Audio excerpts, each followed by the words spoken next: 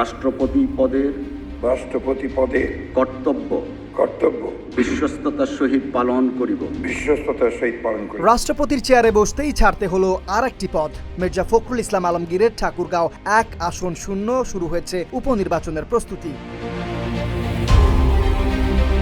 21 August রাষ্ট্রপতি হিসেবে কার্যভার গ্রহণ করেন মির্জা ফখরুল ইসলাম আলমগীর। সংবিধানের 50/4 অনুচ্ছেদ অনুযায়ী রাষ্ট্রপতির পদ গ্রহণের সঙ্গে সঙ্গে তার সংসদ সদস্য পদ আর বহাল থাকার সুযোগ নেই। ফলে কার্যভার গ্রহণের দিন থেকেই ঠাকুরগাঁও 1 আসনটি শূন্য ঘোষণা করা হয়েছে।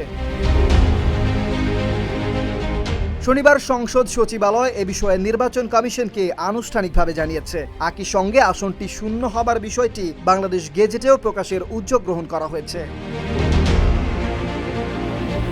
তবে প্রশ্ন হলো, কবে হবে এই আসনের উপনির্বাচন? নির্বাচন কমিশনার জানিয়েছে, আইন ও বিধি অনুযায়ী পরবর্তী ব্যবস্থা গ্রহণ করা হবে। তবে নির্বাচন কমিশনার আব্দুর রহমানুল মাসুদ জানিয়েছে, শূন্য ঘোষণার 90 দিনের মধ্যেই উপনির্বাচন আয়োজন করা হবে। স্থানীয় সরকার নির্বাচন সামনে থাকলেও ঠাকুরগাঁও 1 আসনের উপনির্বাচনে বেশি সময় নেওয়া হবে না বলে জানিয়েছেন তিনি।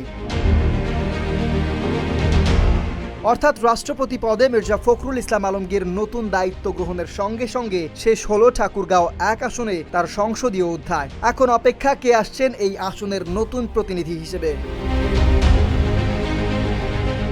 Desk report, Dhaka post.